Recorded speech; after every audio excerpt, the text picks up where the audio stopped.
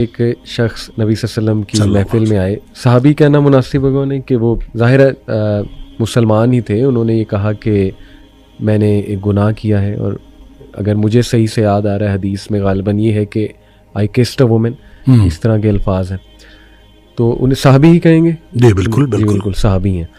تو نبی صلی اللہ علیہ وسلم خاموش ہو گئے غالباً، اس کے بعد نماز پڑھی گئی، اور نماز کے بعد واقعے میں آتا ہے کہ آیت نازل ہوئی اور نبی صلی اللہ علیہ وسلم نے اس کو یہ بشارت دی کہ آپ کا گناہ اللہ نے معاف فرما دیا۔ ایسا کچھ ہے؟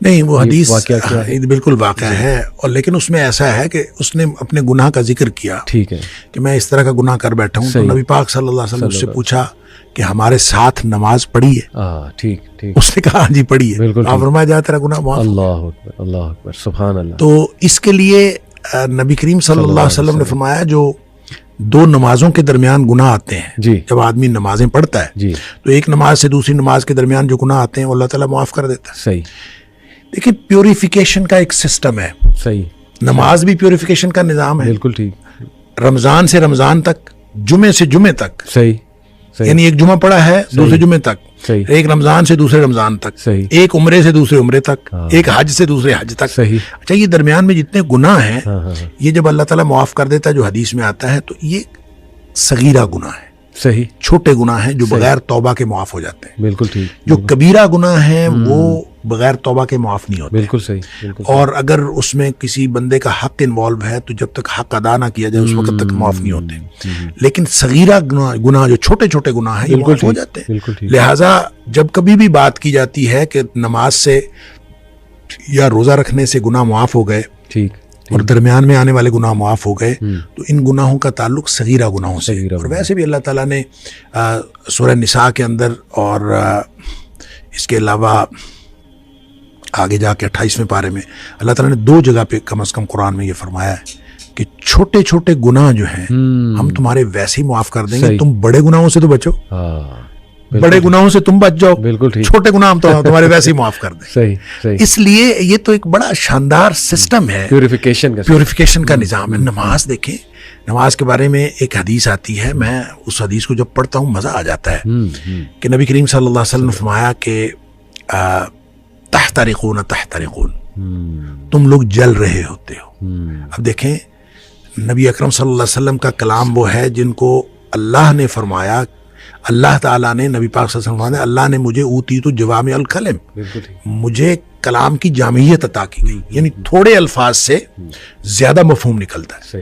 وہ اللہ کے نبی دہرا رہے ہیں تحترقون تحترقون، تم جل رہے ہو، تم جل رہے ہو، یہ ہے گویا گناہوں کی بھٹی میں جل رہے ہو۔ حتی اذا صلیتم الفجر، یہاں تک کہ تم فجر کی نماز پڑھ لیتے ہو، غسلتھا، وہ اس کو دھو ڈالتی ہے، ثم تحترقون تحترقون، پھر تم نکلتے ہو تو پھر وہی دنیا ہے، وہی گناہ ہیں، وہی آنکھیں، وہی سماعتیں، کہاں کہاں تم پھر رہے ہو اور گناہ ہو رہے ہیں۔ شکر ہے آگے ظہر کی نماز کا وقت آ جاتا ہے، حتی اذا صلیتم الظہر غسلتھا، تم ظہر کی نماز پڑھتے ہو اس کو دھو ڈالتی ہے۔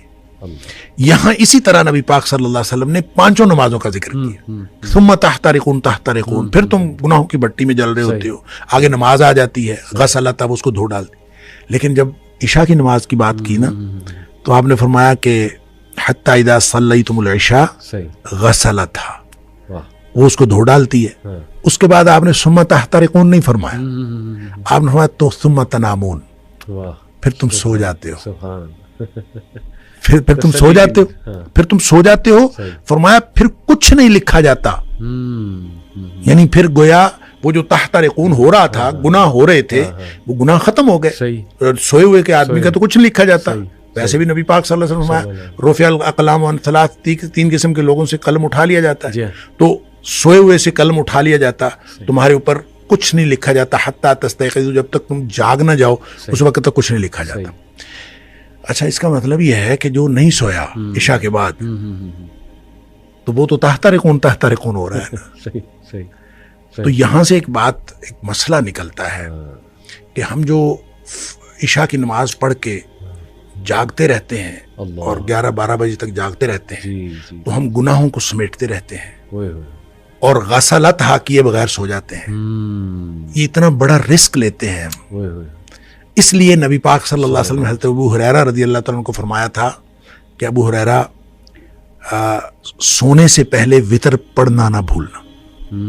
یہ جو وطر ہے یہ اصل میں رات کی نماز ہے, یہ عشاء کی نماز نہیں ہے, بالکل ایسی, یہ رات کی نماز ہے. صحیح. تو جس شخص نے تو عشاء کے بعد فوراً سونا ہے وہ تو عشاء کے ساتھ پڑھ لے کہ اس نے سونا ہے اس کے بعد. تو جس نے نہیں سونا, رات 11-12 بجے تک جاگنا ہے, تو وہ پھر وطر نہ پڑھے تاکہ وہ اپنے سونے سے پہلے وطر پڑھے.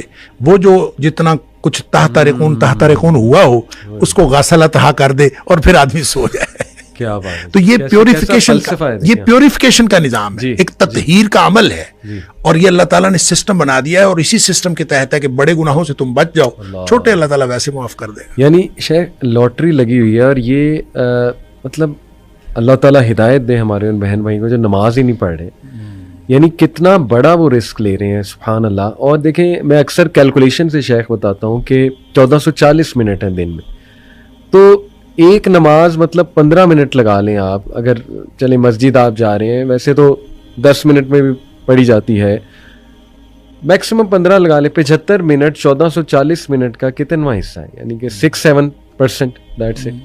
کیا 6-7% اتنے زبردست عمل کے لیے ہمارے پاس نہیں ہے کہ جیسے آپ نے بتایا کہ پیوریفیکیشن کا پورا جو ہے وہ ایک نظام ہے, اللہ توفیق بھی دے, ہدایت بھی دے. شیخ چلیں یہ تو توبہ کی ماشاءاللہ, اور یہ صرف نماز نہیں, ساری نیکیاں ایک سسٹم اس میں آتا ہے, لوگوں کی مدد کرنا آتا ہے, سبحان اللہ. یہ تو چلیں شیخ کلیئر ہو گیا کہ اللہ کے دروازے کھلیں اور اللہ توبہ قبول کرتا ہے. ناؤ اٹ ڈیپینڈس کہ ہماری کوالٹی آف ہم نے کب ہر طرف سے منہ موڑ کے اللہ کی طرف چلے جانا ہے. اور اس میں نا سبمیشن کی بات ہے نا, سبمیشن کی بات, اسلموا لہو, صحیح. اسلم یسلم, اسلام کا معنی ہوتا ہے اپنے آپ کو سبمٹ کر دیں, جھک جاؤ, اللہ کے جھک جاؤ, مطیع و فرمانبردار ہو جاؤ. صحیح. یہ اصل میں کامل سپردگی ہے, بالکل ٹھیک, کمپلیٹ سبمیشن ہے. صحیح. اس میں جب پارشل سبمیشن ہوتی ہے نا, صحیح, جزوی سبمیشن, کہ میں آدھا کام اپنی مرضی سے کروں گا, آدھا اللہ کی مرضی سے کروں گا, یہ جزوی سپردگی بھی اللہ کو پسند نہیں ہے, اور سیزنل سپردگی بھی اللہ کو پسند نہیں ہے. سیزنل, یہ اچھا ورڈ یوز کیا, سیزنل مسلمان, رمضان مسلمان یا جمعہ مسلمان, کسی دن ہو گیا باقی دنوں چھوڑ دیا, کسی دن کر لیا کسی دن. اسی لیے نبی پاک صلی اللہ علیہ وسلم نے جو فرمایا نا, ان احب الاعمال ادومها وان قل, اللہ کو بہترین جو عمل پسند ہیں وہ ہیں جو ہمیشہ کیے جائیں